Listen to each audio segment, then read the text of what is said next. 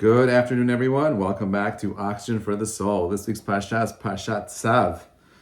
Parashat begins with God telling Moses to Moshe to go ahead and command Aharon.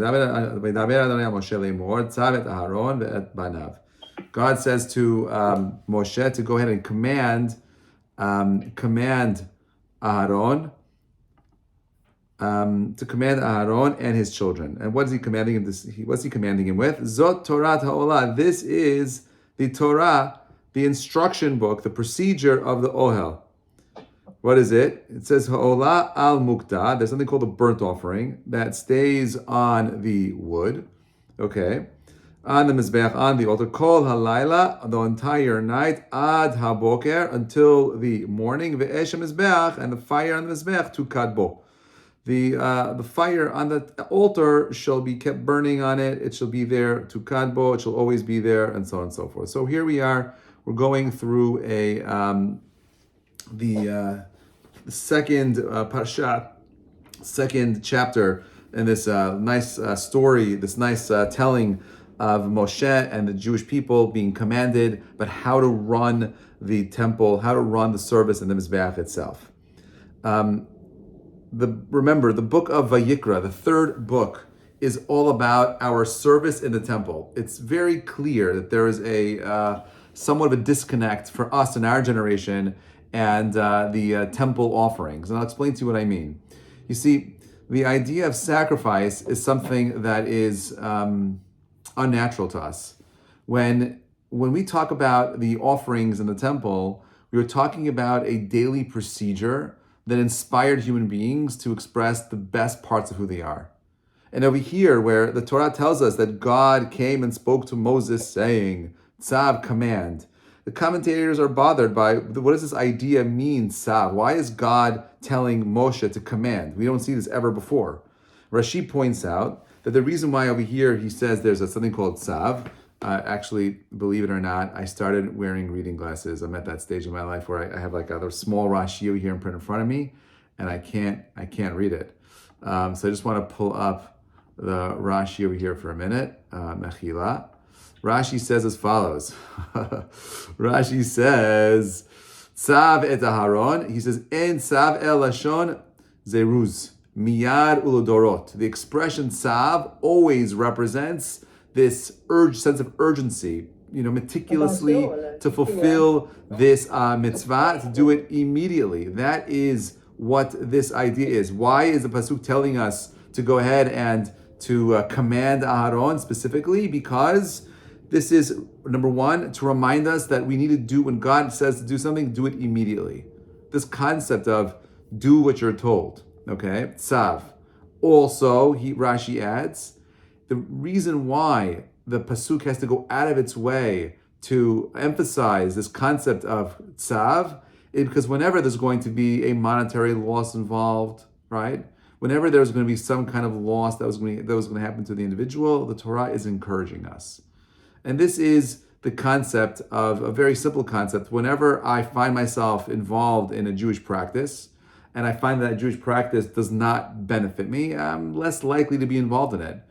And I by the way, I want you to know, like, I'm not a very big Sefer Vayikra person. I always have a hard time. I always struggle with connecting to these parshiyot. But these few psukim over here that we're about to read together are my favorite in most of the book of Vayikra.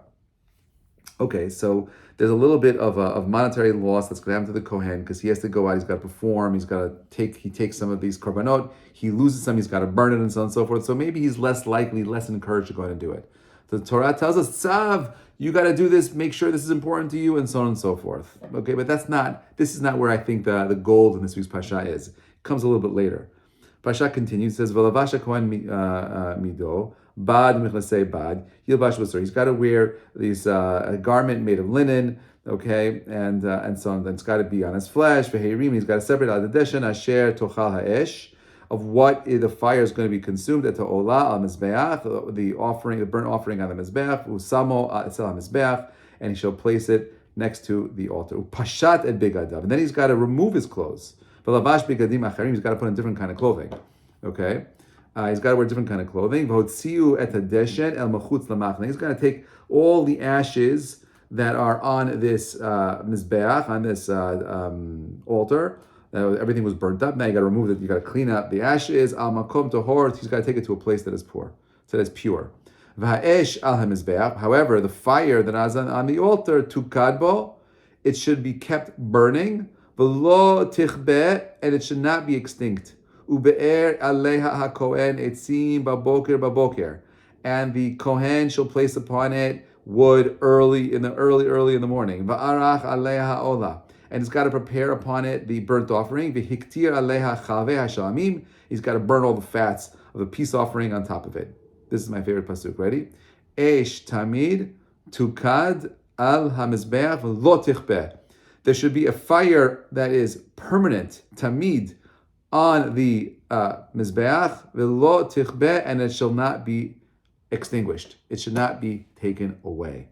Okay, so let's kind of like double click on all this. Kohen's got a job. His job is to bring the different services, different offerings in the temple. And they range. Some of them are just about Olah. We want to connect things. We want to bring things up to God. The idea, the Chachamim teaches that the Mizbeach itself is really an expression of the mouth. The mouth serves different functions. It's there to eat, to drink. It's there to speech, right? It's to speak. It's also there to pray. It's there to create intimacy, a connection. A neshika is a kiss, something between two things coming together. The Mizbeach is the mouth of the world, bringing all things together. The mouth is what allows the body to maintain its connection to the soul.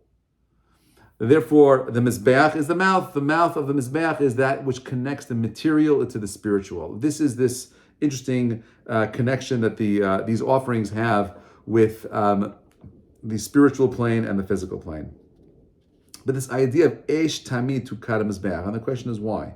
Why is it that I need to have a eternal burning flame lit on the actual altar, on the Mizbeach? Okay, so Rashi says, Esh Tamid, what does that mean? He says a continuous flame, Esh Shenamar Bo Tamid, Hi Shemadlik Ba Et Nerot. That the fire, right, this Esh Tamid, this continuous, this eternal flame, right, you use it to kindle the fire of the Mizbeach, okay? What is lo tichbeh mean? The fire on the Mizbeach shall never burn out, okay? It's got to always be there. It's always got to be lit, and so on and so forth. Very nice, right? So, well, what is fire? What's its function? And why is this somewhat of a repetitive verse over here? We said earlier you got to have a fire on the altar, and now you're telling me not only you got the fire there, it can never be extinguished. Fire is a very interesting element. Fire is the element that only exists through consumption. It only exists through the destruction of something that is material. Fire is something that has the power of elevation. It has the power of transformation. Fire in it has the power of illumination, right? It is the constant consumer and producer at the same time. And this is why, and I've said this before, the Vilna Gaon says there's 5 different words in the Torah that describe a human being. Adam, Gever, Enosh, Ben Adam, and Ish. These 5 words represent the 5 different levels of a human being. We said Mordechai was an Ish, right? He was an Ish, Tzaddik. He was a very high-ranking prophet. He reached the level of an Ish. And when we describe the word Adam, when we describe the word man, we're describing someone who's on the lowest level. Why is Ish the highest level? I suspect it has something to do with the fact that an Ish is someone that exists. And the only way you and I can exist is through taking. The highest level of a man or a woman is that the one who takes so that they can give. An Ish is a constant state of taking so they can give back. Now, our Chachamim talk about this idea of tamid, this constant refrain of always giving back, always, always, always. What does that mean? The lesson over here is like this. The one Eish Tamid, the Mizbeach, represents tefillah. And on the one hand, some Chachamim say that this is the Barbanel, that the idea that you have to constantly be giving and giving and giving means never give up on your prayers. Tamid. You have to have that fire burning inside of you. What are you doing to keep the flame in your heart alive? What are we doing to to bring inspiration into our world. Most of us, we think of Judaism because we were trained in schools to go ahead and find information for information's sake. But if we're living life with just for information, we're not living a world of a fire of Esh. We need transformation. In the same way the fire transforms anything that it is engaged in into something else, it exhausts the fuel, and then only then will it go out. The last embers of the flame will keep pulsating out until every last drop of that wood or material is burnt away. There's no more potential. It is there. This is the life lesson of a Jew. This time of the year is a time of the year where we're going through the Tzav. We're preparing for Pesach, and we go through all the commandments. Do I really have to look in the little crevices in the corner for a little piece of bread? Does it really matter? Do I have to really wipe everything down? Is it that important? And the answer is, yeah, it is important, right? The beauty is in the details. It's in the tamid, the constant repetition of something is where greatness comes from. Peak performers, athletes, the most successful people on the planet are people that are able to be in a repetitive state over and over again, and they don't stop. They're eish tamid, they're consistent.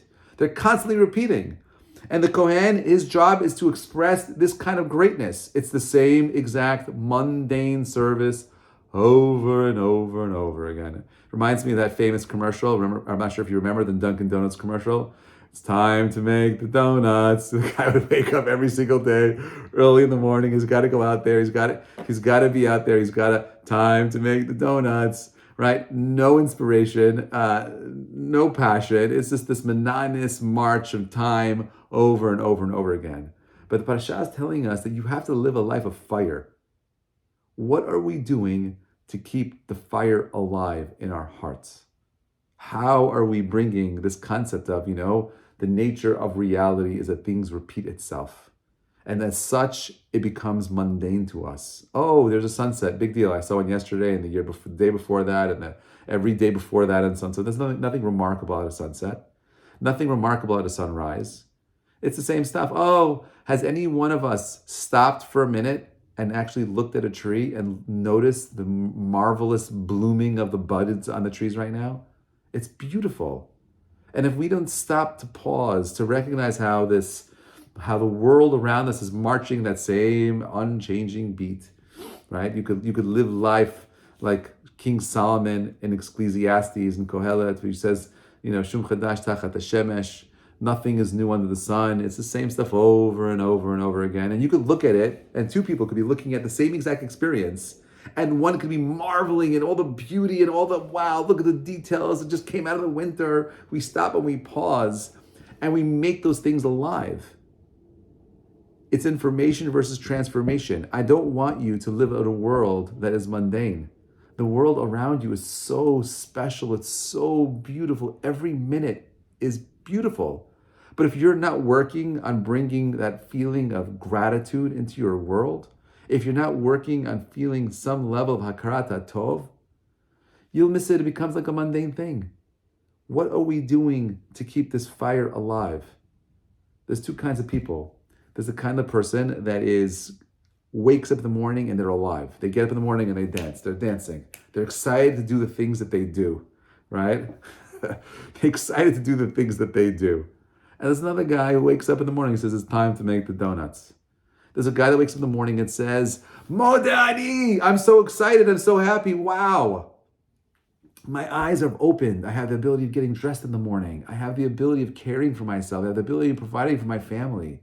Esh tamid tukad. What are you doing to keep the flame inside of you alive? It's not going to happen from something else. If you're waiting for, to be a sunny day for you to be happy, you're in trouble. If you're waiting for the moon to align itself to this perfect place where you finally feel right, you're making a mistake. Every day we have a choice to make. We choose to keep that flame alive. Nobody else. It's up to us to keep it alive. The Kohen's job was to be a metaphor for a human being. The Kohen Gadol's job was to be an expression of what the best human being can achieve. And we understand that greatness comes through service. What does that service look like? Well, I would say, at the most part, most greatness comes through that monotony of repetitive stuff over and over again. Going to the gym and doing the same exact move over and over again, adding weight, doing it a little bit differently, consistently, right? And finding the greatness in it. So there's two messages over here. On the one hand, you and we're so blessed to live in such a beautiful world. There's so much opportunity for just humbling ourselves to be grateful for things that we have. But I find that all too often that we're so stuck in thinking about all the things that are missing, all the things that we don't have, all the things that we wish we could have had, that we choose to be unhappy versus allowing ourselves a little bit of room to really appreciate the nuance and the beauty of the world that you and I live in. I'm not sure where you are right now in the world, but right now it's beautiful. It's sunny, clear skies, stunning outside. I encourage you, go for a walk. Take some deep breaths. And just appreciate everything. Forget about the craziness. Eish tamid tukad hamazbeach means that the world often goes crazy. Everything goes off its rails, right? The world can be falling apart, but you can choose to live a life of inspiration, right? Ramosha Feinstein says this idea of Eish Tamid is a reminder to educators. You have to light the fire and you got to keep it going. You got to keep that fire going, and it's got to be burning and burning and burning, burning inside of you. Who's the one that's supposed to keep it alive? You are.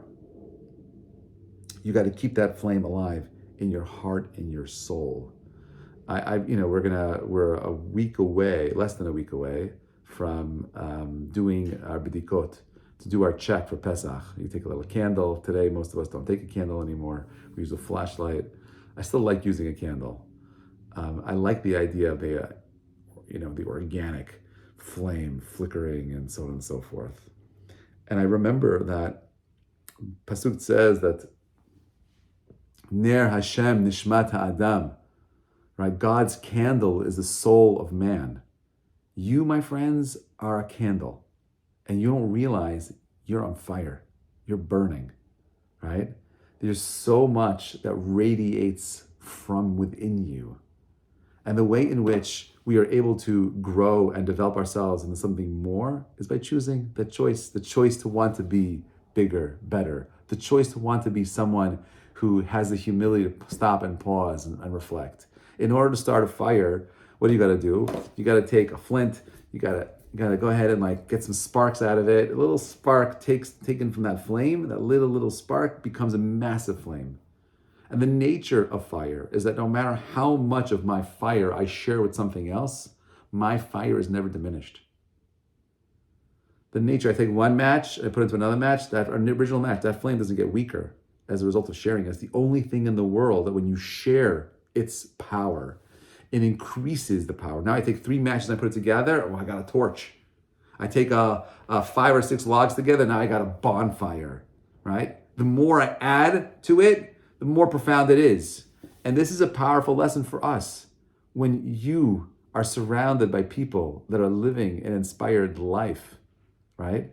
Those people can change the world, right? So what do you wait? You wait for the person to inspire you, or are you going to be that flame that is super, super catchy, and your flame is lighting up the flames around you? You have a choice. You could wake up in the morning and smile and say good morning and bring simcha into the world, or you could say it's time to make the donuts.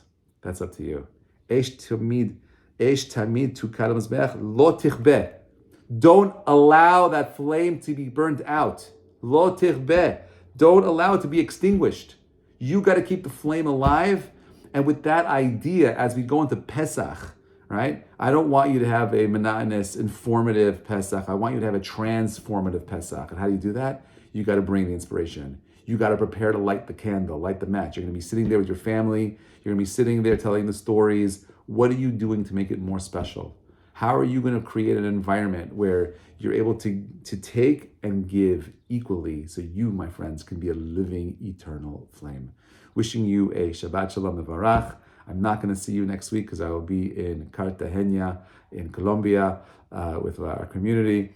We're spending Pesach there. I'll try to send some messages. I'm not doing anything official like this, but Bezrat Hashem, in a couple of weeks, we'll get back together and we'll continue sharing words of inspiration so we can go from chayil to chayil, from strength to strength, from fire to fire, bringing a world of darkness into a world of light by inspiring our inner flames to spark and initiate other the flames around us. Shabbat Shalom, everyone, and Chag Kosher Sameach. Next year, Bezrat Hashem, together with Yerushalayim, with Mashiach Mamher B'Meinu. Thank you so much for listening, everybody, and Shavua Tov.